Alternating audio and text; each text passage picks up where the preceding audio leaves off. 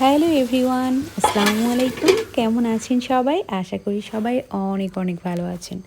তো আজ আমি আবারও একটা নতুন রেসিপি নিয়ে চলে আসলাম।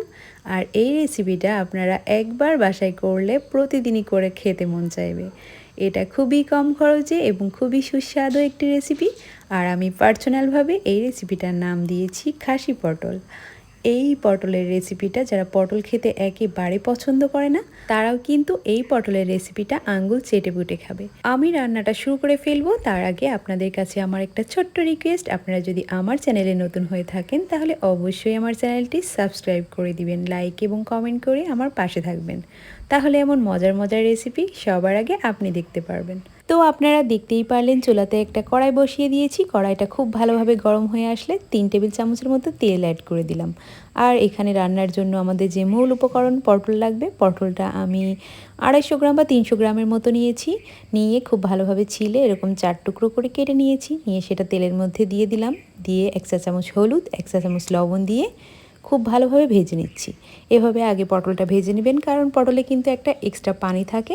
এভাবে ভেজে নিলে কিন্তু সেই পানিটা চলে যায়। ভেজে যখন একটা সুন্দর ঘ্রাণ আসবে ভাজা ভাজা, তখন আমি এখানে গোটা মশলা দিয়ে দিচ্ছি। 2 টুকরা দারুচিনি, 2 টুকরা এলাচ আর 2 টুকরা লং। এটা যেহেতু কম রান্না তাই কম মশলাতেই খুব ভালো হবে। বেশি মশলা দিলে কিন্তু রান্নার স্বাদটা অন্যরকম হয়ে যাবে, খেতে অতটাও ভালো লাগবে না। তো দেখুন এখানে আমি 1 টেবিল চামচের নিয়েছি পেঁয়াজ বাটা, 1 চা চামচ নিয়েছি রসুন বাটা, 1/2 চা চামচ আদা বাটা। তো এই মশলাগুলোও দিয়ে দিলাম। কখন দিবেন বলেছি? যখন পটলের একটা ভাজা ভাজা ঘ্রাণ আসবে তখন। এই মশলাগুলো দিয়ে আমি আস্তে ধীরে একটু চুলাটা কম আঁচে রেখে আস্তে আস্তে ভেজে নিব। যেহেতু আমি একটা নতুন কড়াই নিয়েছি সেই জন্য রান্নাটা একটু নিচে লেগে লেগে যাচ্ছে। আপনারা যদি বাসায় রেগুলার ইউজের যে কড়াই থাকে সেটা ব্যবহার করলে রান্নাটা বেশি ভালো হবে, নিচে লেগে যাওয়ার কোনো ধরনের কোনো সম্ভাবনা থাকবে না। তো আমার কড়াই একটাও ফাঁকা ছিল না, তাই আমি এটাতে নিয়েছি, একটু ভোগান্তি পোহানো লাগছে। তো পটলটা ভাজার এই পর্যায়ে 1 চা চামচ দিয়ে দিলাম ধনিয়ার গুঁড়া, আর দিয়ে দিচ্ছি 1/2 চা চামচেরও কম জিরা বাটা। যেহেতু রান্নাটা অল্প তাই সব মশলা একটু কম কম দিবেন, কারণ এই রান্নাটা খুবই কম খরচে খুবই মুখরোচক একটা খাবার হয়ে যায়। তাই আমি এইভাবেই রান্না করি। আর প্রথম দিন রান্না করার পর বাসায় সবাই বলেছে এতটুকু কেন রান্না করেছো, অনেক মজা হয়েছে। তাই ভাবলাম আপনাদের সাথে কেন শেয়ার করব না। তো আরও কিছুক্ষণ ভেজে নেওয়ার পর এখানে আমার হাতের 1 মুঠো মসুরের ডাল আগে থেকে ভিজিয়ে রেখেছিলাম, সেই ডালটা এখন আমি এর ভিতরে দিয়ে দিলাম।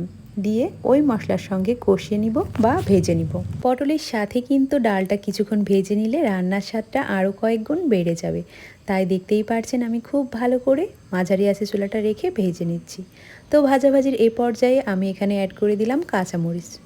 আমি এখানে মরিচের পরিমাণটা একটু বেশি দিয়েছি, আপনারা চাইলে কমও দিতে পারেন। তবে এই রান্নাটায় আমি একটু ঝাল ঝাল করে করেছিলাম, তো খেতে এই জন্য বেশি ভালো হয়েছিল। তাই ভাবলাম আপনাদেরকেও বলে দিই। তবে আপনারা ঝাল পছন্দ না করলে অবশ্যই কম দিবেন, এতে কোনো সমস্যা নেই, যার যার মুখের স্বাদের ব্যাপার এটা। তো সব কিছু দেওয়ার পর এখানে আমি দিয়ে দিচ্ছি 1/2 কাপের মতো পানি। এটা দিচ্ছি কষানোর জন্য। ডাল এবং পটলের একটা ঘ্রাণ আছে, সেগুলো যেন সুন্দর মতো কষানো হয়ে যায়। ভালোভাবে যে কোনো তরকারি কষিয়ে নিলে কিন্তু খেতে বেশি ভালো লাগে। তো কষিয়ে নিয়েছি 5 মিনিটের মতো। তারপর দেখলাম এতটুকু ঝোল আছে, তো একটু নেড়ে চেড়ে আরও কিছুক্ষণ ঢাকনা দিয়ে ঢেকে দিলাম। তো আরও 2-3 মিনিট পর ঢাকনাটা উঠিয়ে দেখি চারিপাশ দিয়ে এরকম তেল তেলে একটা ভাব চলে এসেছে। পানিটাও কিন্তু শুকিয়ে এসেছে। শুকিয়ে আসার পর কিন্তু আপনি আরও অল্প কিছু সময় আপনি একটু নেড়ে চেড়ে ভেজে নেবেন, তাহলে তেল তেলে একটা ভাব চলে আসবে। আর তেল তেলে ভাবটা আসলে কিন্তু কষানোটা পারফেক্ট হয়ে যাবে। তো দেখুন আমি ঢাকনা দিয়ে ঢেকে আরও কিছুক্ষণ ভেজে একেবারে তেল তেলে ভাব করে নিয়েছি, কোনো ধরনের ঝোল বা পানি কিছুই নাই।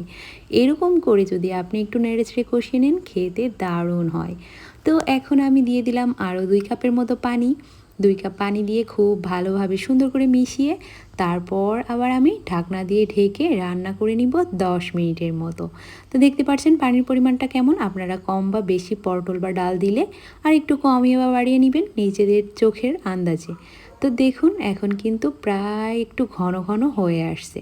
তো আরও 2-3 মিনিট ঢাকনা দিয়ে ঢেকে রান্না করার পর দেখতে পাচ্ছেন একেবারে ঘন ঘন হয়ে এসেছে, রান্নাটা কমপ্লিট হয়ে গিয়েছে। একটু ঝোল ঝোল না রাখলেও আবার খেতে ভালো লাগবে না। তো এখন আমার পছন্দ মতো ধনিয়ার পাতা দিয়ে দিলাম। আপনারা চাইলেও দিতে পারেন, না চাইলে নাও দিতে পারেন, স্কিপ করে যাবেন। ধনিয়ার পাতা দিলে আমার কাছে একটু বেশি স্বাদ লাগে। তো দেখুন এখন আমি কিছু পেঁয়াজ বেরেস্তা করে উপর দিয়ে পেঁয়াজ বেরেস্তার তেল সহ ছিটিয়ে দিচ্ছি। এভাবে দিলে খুব সুন্দর একটা মিষ্টি ঘ্রাণ আসবে, আপনার রান্নার স্বাদ আরও কয়েক গুণ বাড়িয়ে দিবে। তো আশা করি আমার ভিডিওটা আপনাদের কাছে ভালো লেগেছে, আর অবশ্যই এই রেসিপিটা ট্রাই করে কেমন হয়েছিল কমেন্টে জানাবেন। আজ এই পর্যন্তই, সবাই ভালো থাকবেন, আল্লাহ হাফেজ।